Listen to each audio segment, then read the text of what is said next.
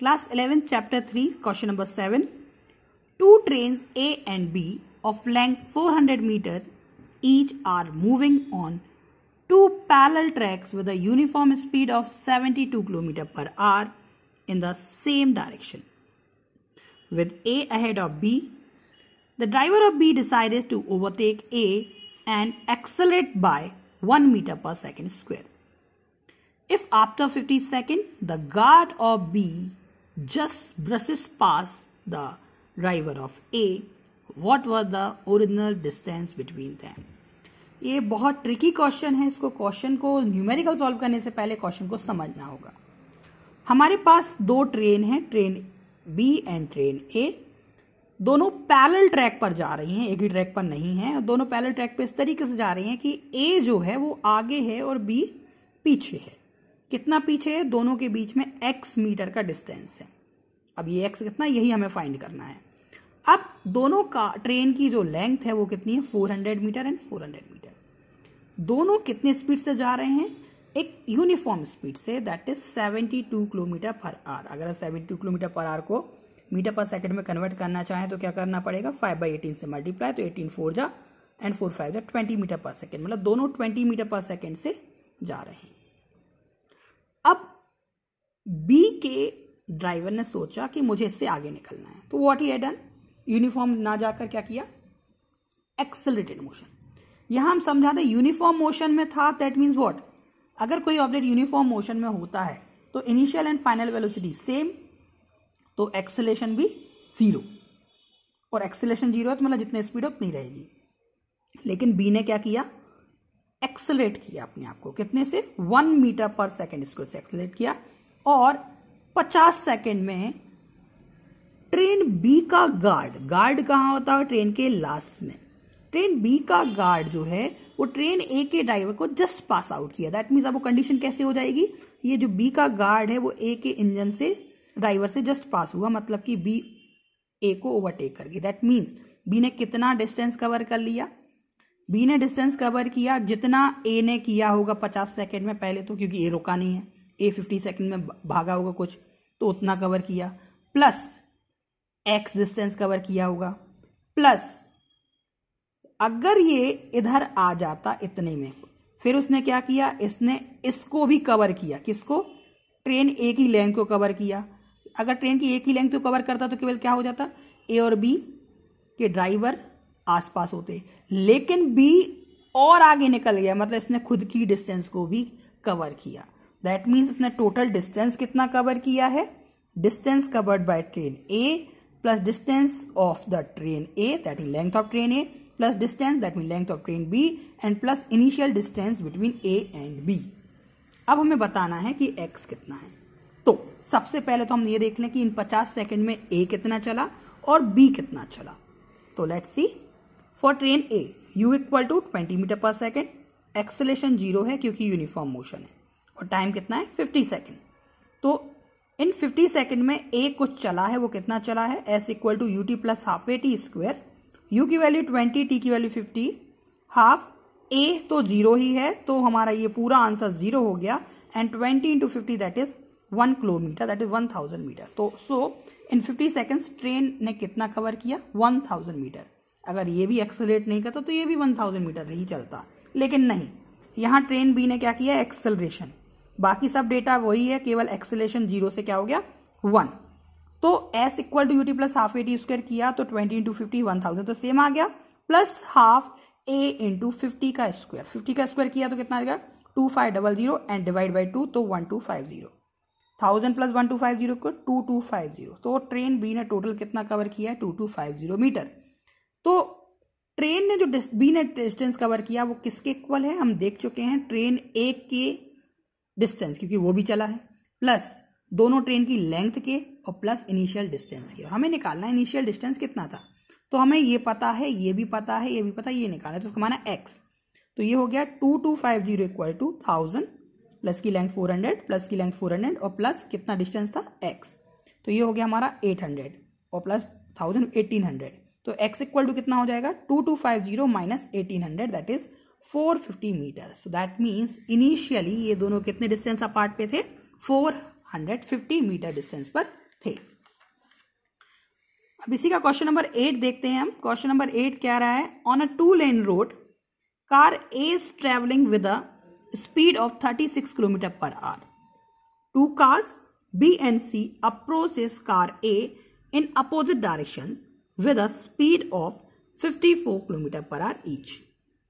At a certain instant, when the distance AB is equal to AC, both taking 1 km, B decides to overtake A before C does. What minimum acceleration of car B is required to avoid an accident? Question समझते हैं। हमारे पास starting में दिया है car A है जो कि uniform motion 36 kilometre per our से किसी स्पीड डायरेक्शन में जा रही है। अब इस कार से दो कार अपोजिट डायरेक्शन में जा रही है, car B and car C। Car B जो है कार A की डायरेक्शन में ही जा रही है और कार C A की डायरेक्शन के अपोजिट आ रही है। दोनों की स्पीड भी सेम है, 54 kilometre per our, 54 kilometre per our. ये भी यूनिफॉर्म मोशन में है, मतलब तीनों कार यूनिफॉर्म मोशन में थी। लेकिन अगर ऐसा कंडीशन रहता तो एक केस में इन लोग में कोलिजन हो सकता था।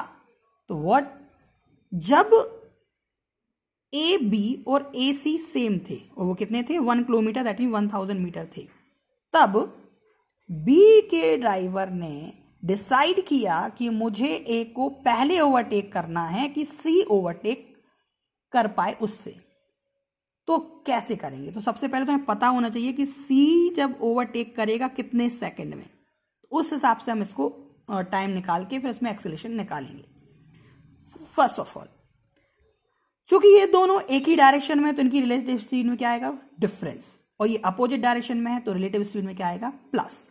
So speed of car A is 36 kilometre per our. सबसे पहले मीटर पर सेकंड में कन्वर्ट करना है तो 36 into 5/18 2 into 5 10 metre per second. And B और सी की स्पीड कितनी हो जाएंगी? 54 into 5/18 that 15 metre per second. अब relative speed of car B with respect to A कैसा आएगा? V A B equal to V B minus V A, that is 15 minus 10। क्योंकि same direction में होती है तो माइनस करते हैं, अपोजिट डायरेक्शन में होता है तो प्लस करते हैं। तो वी ए बी आगे कितना? 5 metre per second. And similarly relative speed of C आ जाएगा with respect to A, V C plus V A, that is 15 plus 10 is equal to 25 metre per second. Now time taken to car C to cover A C is equal to 1000 metre. अब car C जो है वो car ए को कितने time में overtake करेगी without any acceleration?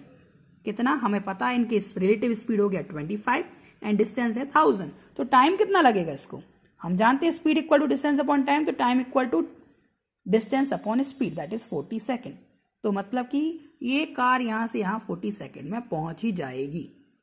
तो अब बी के पास क्या बचा? बी को अगर एक्सीडेंट को अवॉइड करना है तो उसके पास मैक्सिमम 40 सेकेंड है। अब उसको मैक्सिमम 40 सेकेंड में 1000 मीटर कवर करना है, लेकिन अगर वो यूनिफॉर्म स्पीड से ही चलेगी तो नहीं पहुंच पाएगी। So now what the driver will do? Minimum acceleration, car को एक्सेलरेट करेगा कितना? तो s equal to u t plus half a t square. तो यहाँ यू इक्वल टू क्या आ जाएगा? Relative speed of car A and B. तो यहाँ यू की वैल्यू कितनी है? 5, टी कितना है? 40, हाफ ए हमें पता करना है, टी की वैल्यू 40 का स्क्वायर। तो ये हो जाएगा 40 इंटू 5 200 एंड 40 का स्क्वायर 1600 डिवाइड बाई 2 800 इंटू ए।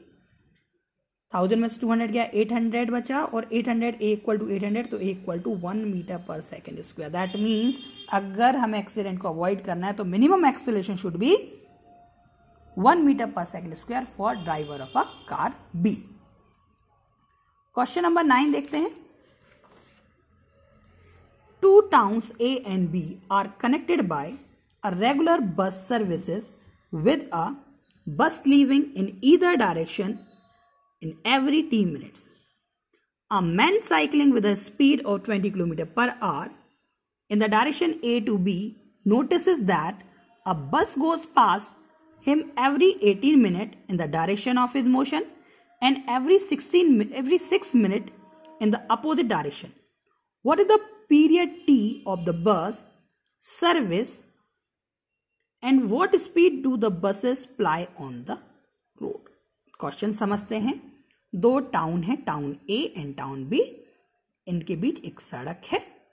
यहां से दोनों स्टॉप से हर फिक्स टी टाइम बाद एक एक बसें निकलती हैं, हर टी टाइम बाद बस निकलेगी, यहां से भी यहां भी। और जो स्पीड इस बस की है वो स्पीड इस बस की है, दोनों की स्पीड कांस्टेंट मान के चलते हैं। एक भाई साहब हैं जो कि साइकिल से जा रहे हैं 20 किलोमीटर पर आवर ए से बी की ओर।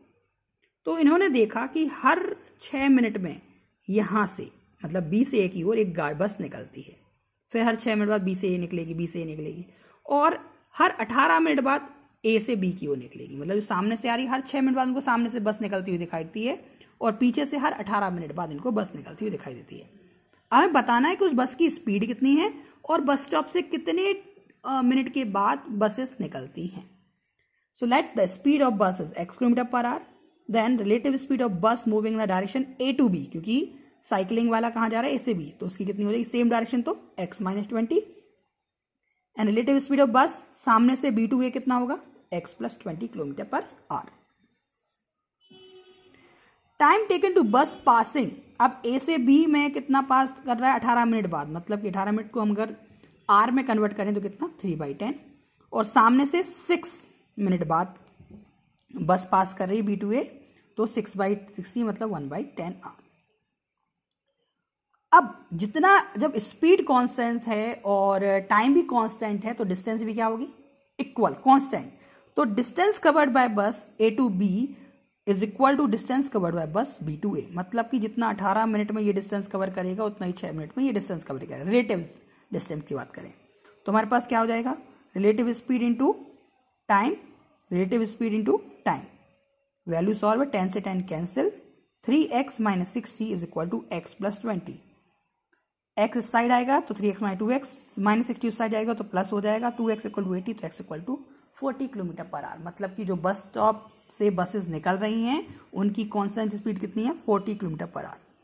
नाउ अब इन दोनों में से किसी में भी x की वैल्यू रख दें तो हमारे पास डिस्टेंस आ जाएगी। तो डिस्टेंस कितनी कवर कर रहा है x - 20 into 3/10 that 40 - 20 into 20 into 3 60/10 equal to 6 kilometre.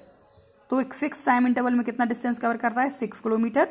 अब आपको डिस्टेंस पता चल गया, स्पीड पता चल गया, तो टाइम इंटरवल क्या होगा speed equal to distance upon time, तो time equal to distance upon speed that is 6/40 hour. अब इसको मिनट में कन्वर्ट करना है तो क्या कर दें 60 से मल्टीप्लाई, तो 6 इंटू 60/40, 0 से 0 कैंसिल, 6 6 36, 36/4 9 मिनट। मतलब कि बस स्टॉप से हर 9 मिनट बाद बसेस निकलती हैं जिसकी स्पीड 40 किलोमीटर पर आवर है। क्वेश्चन नंबर 10 देखते हैं। A player throw a ball upward with an initial speed of 29.4 metre per second. एक प्लेयर ने एक बॉल को ऊपर की ओर फेंका है 29.4 मीटर पर सेकेंड स्पीड से। Question number 1, what is the direction of acceleration during the upward motion of the ball. तो जब भी हम वर्टिकल मोशन की बात करते हैं, आप चाहे बॉल ऊपर फेंको या नीचे फेंको, हमेशा याद रखना कि एक्सेलरेशन हमेशा ग्रेविटेशनल एक्सेलरेशन लगता है जिसकी डायरेक्शन हमेशा कहां होती है नीचे की ओर। So the direction of acceleration is always downward. Question number 2, what are the velocity and acceleration of the ball at the highest point. तो जब कोई बॉल ऊपर फेंकी जाती है उसकी स्पीड धीरे धीरे कम होती है और हाईएस्ट पॉइंट पर जाके क्या हो जाती है उसकी स्पीड 0, और फिर नीचे आते उसकी स्पीड बढ़ने लगती है। तो eight the highest point the velocity will be 0 and acceleration तो वही सेम है, ग्रेविटी का एक्सेलरेशन लग रहा है तो कितना हो जाएगा 9.8 metre per second square. Question number C हमारा कह रहा है choose the x = 0 metre and t = 0 second to be the location and time of the ball. मतलब कि at its highest point, highest point पर x कितना है 0 और टाइम क्या है 0, मतलब कि इनिशियल कंडीशन क्या दी है हाईएस्ट पॉइंट। अब वर्टिकली डाउनवर्ड कंडीशन को हमें क्या लिखना है पॉजिटिव डायरेक्शन मान के चलनी है, ठीक है, of x axis and give the sign of position velocity and acceleration vertical upward and downward motion. मतलब जब ऊपर और नीचे जा रहा है तो उसमें वेलोसिटी पोजीशन और एक्सेलरेशन के हमें साइन बताने हैं। तो ड्यूरिंग अपवर्ड मोशन जो होगा वो क्या होगा, पोजीशन तो पॉजिटिव ही होगी, वेलोसिटी डिक्रीज हो रही होगी that means it will be negative and acceleration will be positive क्योंकि जी तो हमेशा नीचे की ओर लगेगा ही। और डाउनवर्ड में position velocity and acceleration all will be as a positive. Then D, to what height does the ball rise and after how long does the ball return to the player's hand। तो हमें कितनी height गई है ball और कितने time बाद ball player के हाथ में वापस आएगी। तो हमें पता है u दिया है 29.4, v 0 क्योंकि at highest point v equal to 0, और a कितना लग रहा है नेगेटिव 9.8। जब ऊपर जाते हैं तो a नेगेटिव लेते हैं, नीचे जाते हैं तो a पॉजिटिव लेते हैं। डिस्टेंस एंड टाइम पता करना है। तो सबसे पहले हम न्यूटन थर्ड इक्वेशन लगाएंगे। तो 2as equal to v square minus u square, तो s equal to v square minus u square upon 2a। v की वैल्यू 0, u की वैल्यू 29.4 का स्क्वायर किया और 2 इंटू a 9.8 माइनस का माइनस माइनस कैंसिल, 9.8 से 29.4 3 टाइम्स कैंसिल एंड 2 से 29.4 14.7 times cancel. दोनों का मल्टीप्लाई किया, कितना आया 44.1 मीटर। तो डिस्टेंस कितना कवर करेगा टोटल, हाइट 44.1 मीटर। नाउ ऊपर जाने में कितना टाइम लगेगा, तो v equal to u plus 80, t equal to v minus u by a, v equal to 0, u हमें पता है, a हमें पता है, सीधा 3 सेकेंड। तो ऊपर जाने में लगा 3 सेकेंड और हम जानते हैं time of ascent is equal to time of descent. तो 3 सेकेंड जाने में 3 सेकेंड आने में, तो टोटल टाइम कितना लगेगा बॉल को वापस आने में, 6 सेकेंड लगेगा। क्वेश्चन नंबर 11 देखते हैं। हमें नीचे दी हुई स्टेटमेंट को पढ़ना है और उनके बारे में सही है तो और गलत है तो एग्जाम्पल्स देने हैं। तो पहला है हमारे पास, can it possible the object having zero speed at the instant may have non zero acceleration. मतलब कैसा क्या पॉसिबल है कि किसी ऑब्जेक्ट की वेलोसिटी 0 हो बट एक्सेलरेशन 0 ना हो? बिल्कुल पॉसिबल है। अभी देखा ऊपर वाले क्वेश्चन में कि जब कोई बॉल ऊपर फेंकी जाती है तो वो हाईएस्ट पॉइंट पर उसकी स्पीड तो 0 होती है बट एक्सेलरेशन कितना होता है, ग्रेविटेशनल के बराबर। That mean it can true. With zero speed may have non zero velocity. Second, तो हम जानते हैं वेलोसिटी इक्वल टू क्या होता है, मैग्नीट्यूड ऑफ स्पीड। अगर मैग्नीट्यूड ऑफ स्पीड ही 0 है तो वेलोसिटी भी क्या होगी, 0। तो ये कंडीशन पॉसिबल नहीं है। Third, with constant speed must have zero acceleration. अब यहां मस्ट की बात लगा दी, अगर मस्ट ना लगाएं तो फिर हमारे पास नहीं, with constant speed must have zero acceleration. बिल्कुल, अगर स्पीड कांस्टेंट है तो u और v की वैल्यू क्या होगी, सेम, तो एक्सेलरेशन क्या होगा, 0 ही होगा। तो स्पीड कांस्टेंट होगी तो एक्सेलरेशन भी 0 होगा। बट फोर्थ क्वेश्चन में, with positive value of acceleration must be speeding up, ये जरूरी नहीं है, क्योंकि अगर वेलोसिटी नेगेटिव है और एक्सेलरेशन पॉजिटिव है तो स्पीडिंग नहीं होगा। लेकिन हाँ, अगर वेलोसिटी और एक्सेलरेशन दोनों पॉजिटिव हो तो ये ट्रू होता है। लेकिन जब मस्ट की कंडीशन लगी है तो दोनों ओवरऑल क्या बोलेंगे, फॉल्स है।